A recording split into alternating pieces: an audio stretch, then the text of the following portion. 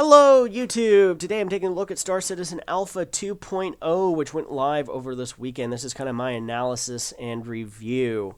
First off, people are not happy with the flight model.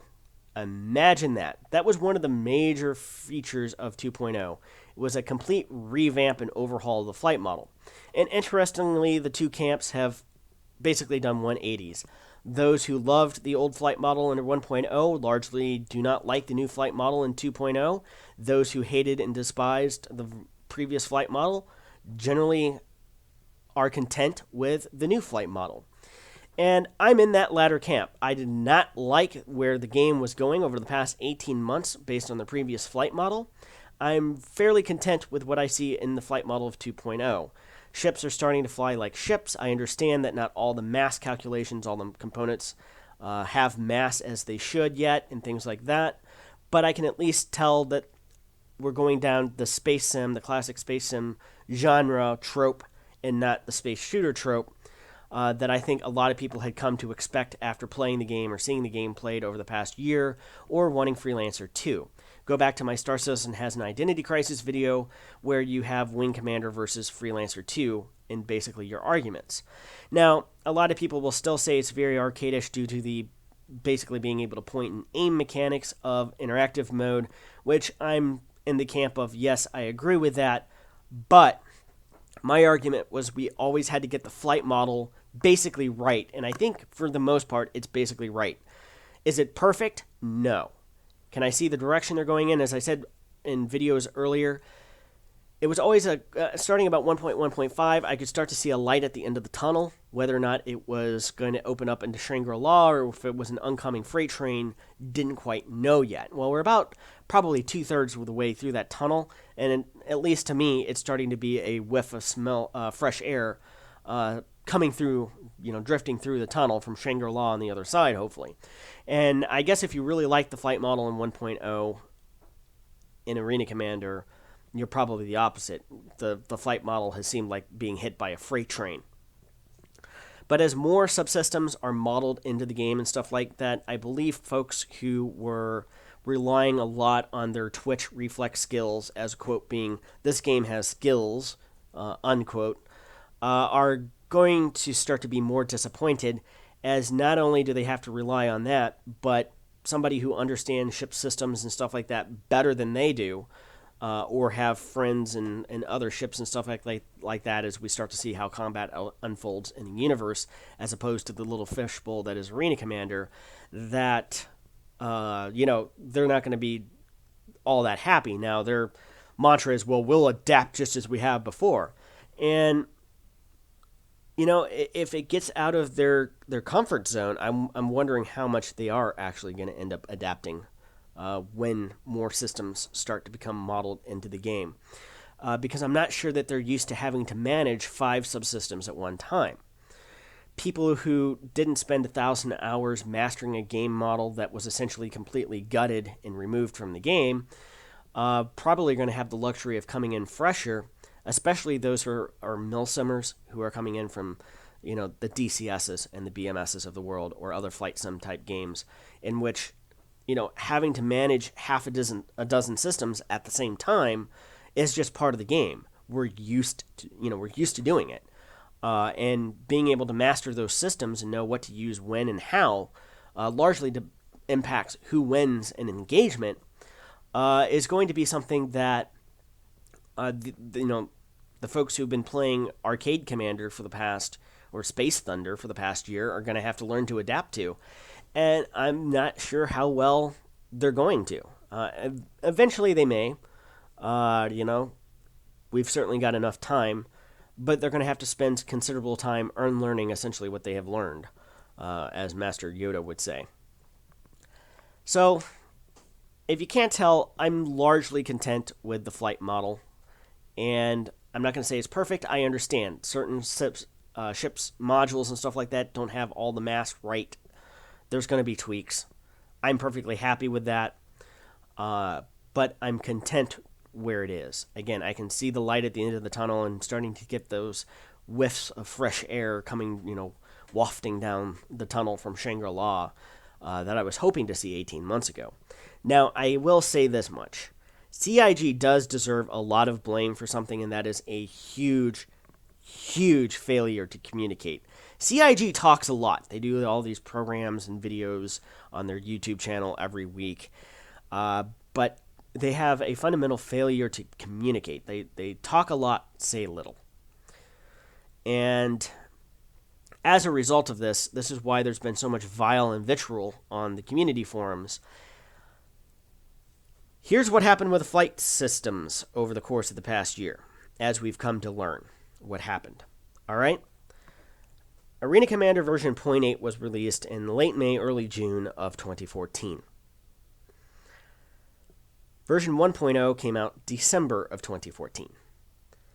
After version 1.0 was released of Arena Commander, CIG's design teams then sat down and decided to start to define what they wanted the flight model to actually behave like. And they continued to do that design iteration process, at least from a, documentation standpoint, over the course of the first 6 months of 2015. They didn't actually sit down to start implementing that design, nor really telling us what the design was going to be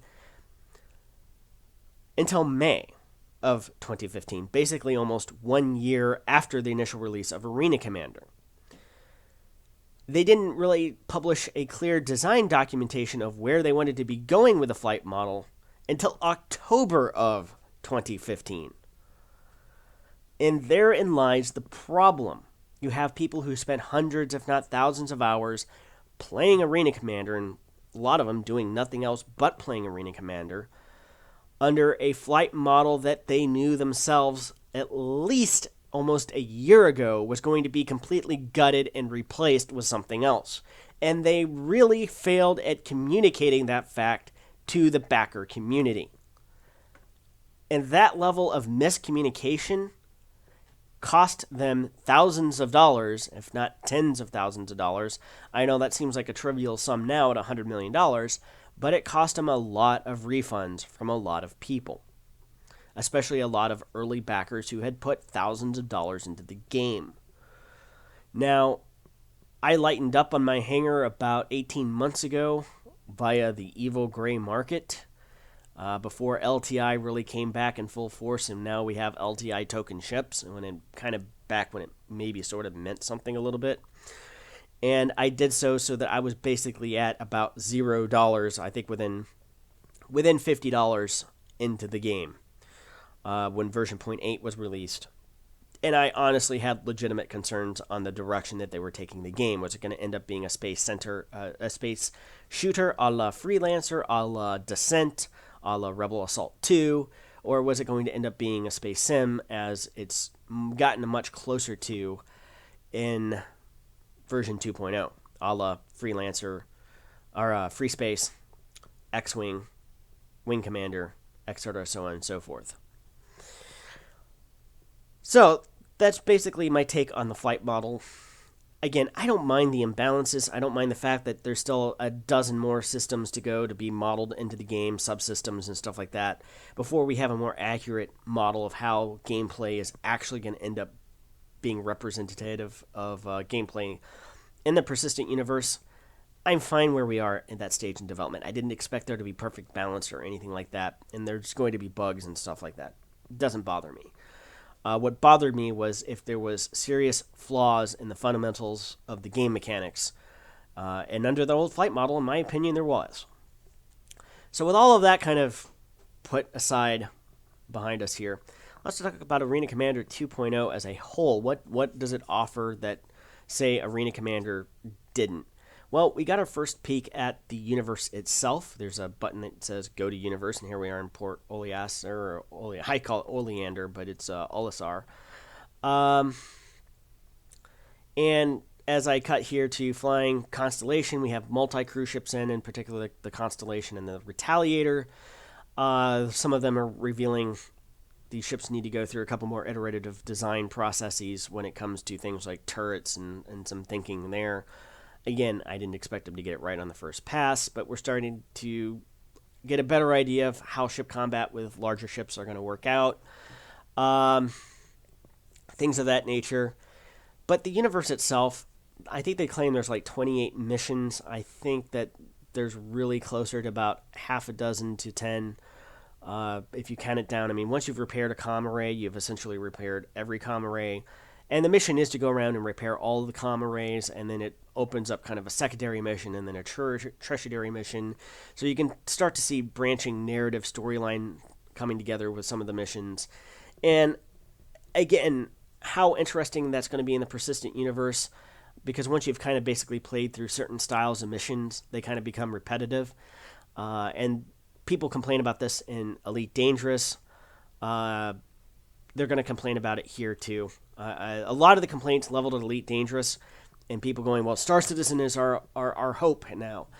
They're going to find that I think a lot of the gameplay mechanics are going to end up being the same in Star Citizen down the line too, and a lot of the complaints they level at Elite Dangerous are going to be leveled at Star Citizen eventually as well. It's just that they haven't had any reality or taste of reality of that yet to shatter those hopes and dreams, for lack of a better term.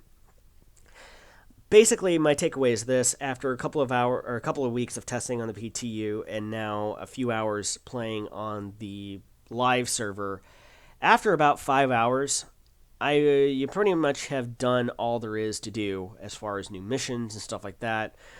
Going to the broken trade hub, or the vacated trade hub, and finding out what happened there, and that story mission, the distress beacon mission. I know that there's probably a couple of exploration bugs, or I don't want to say bugs, but Easter eggs out there for people to find, which is all great, well, and good and all. So explorers get a first taste of exploration gameplay. But after that initial 4 or 5 hours, essentially 2.0 becomes a gank fest. It's either gank or be ganked. And I've done both. And will admit to doing both.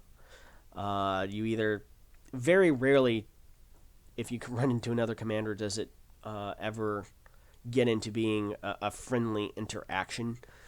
Another thing is the folks wanting to play together as an organization or group of friends or what have you. The party system is broken. They're going to completely revamp it. You can get in with your friends, but it's very, very difficult to do. Basically, if you're playing off hours, I've found, and you all can get together, you stand a better chance. But basically, you have to have a friend that gets in an instance with however many slots available. So if you and 2 of your friends want to play together, you need to find an instance that has 3 open slots, and with it being the first weekend and everybody and their brother trying to play the game, trying to find an instance with open slots like that was relatively difficult to do. Now, in terms of stability compared to previous patches within the PTU, I didn't have a lot of stability issues. Of course, got some crashes to desktop, got a few other server disconnect errors and things like that. But I was able to put together multi-hour game sessions with little difficulty. Again, chalk it up to still being very, very early in development. I'm fine with that. But some members of my org have had massive problems, constant crashes to desktops, things of that nature, barely able to get into play more than 10 to 15 minutes. And in some cases, I know the folks that are down in Australia, they've really got to watch it because they're behind bandwidth caps and stuff like that, and they literally can't afford to download it, 5 times in a month or something like that. So CIG, for the sake of the Aussies out there, really need to work on a better iterative patching system going forward, so that patches can be a few hundred megabytes or a couple of gigabytes and not 20 or 30 gigabytes every time an update is released. I'm sure they'll get there eventually, but it really does suck for our Aussie members who are behind bandwidth caps and things like that. We also got our first iteration taste of first-person shooter gunplay and stuff like that, and it was okay. A couple people tried to steal Gladiator, and I actually shot off one of the guns off my Gladiator, taking pot shots with somebody else, things of that nature. People hanging around in stations to gank folks who were coming in to get a rifle, things of that nature. Again, being only limited to 16 players per instance and being very, very difficult to get people into the same instance. It hasn't led to people loading up a Connie or a Retaliator full of players and then heading out there to the place and trying to take it over by force or something like that. So gameplay in terms of those aspects are very, very limited. Eventually, after playing pretty much extensively on Saturday, in fact, Saturday evening and Sunday, I booted up Elite Dangerous in lieu of Star Citizen, getting ready to prep for Horizon's release later this week. So essentially, that's been kind of my take on Star Citizen 2.0 and Arena Commander 2.0. Overall, pleased with the flight model changes. Again, they still got more work to go ahead of them. Starting to see where some of these things will work together. I understand there's bugs, and I fully expect that, but we'll see what happens over the course of the next year. Now, I think the more White Knights are saying that, a lot of this content's already there, they've just got to unlock it. I've heard that as arguments before. In fact, that sounds very familiar to about this time last year with Elite Dangerous. People were saying the same thing, and that didn't come to fruition. I don't think it is going to come to fruition here necessarily. Hopefully in 2016 they increase the pace of development, but a lot of these folks were saying the same thing about 2015 last year, and it didn't materialize in 2015. So I don't know. At this point, I really fully don't suspect that we'll be going into a meaningful persistent universe until probably this time in 2017 would be my best guess, Mr. Sulu. With probably Squadron 42, the first campaign, or the first 10 missions, or first chapter, whatever they end up calling it, available this time next year. But that's basically my take on 2.0. Thank you very much for watching. See you next time.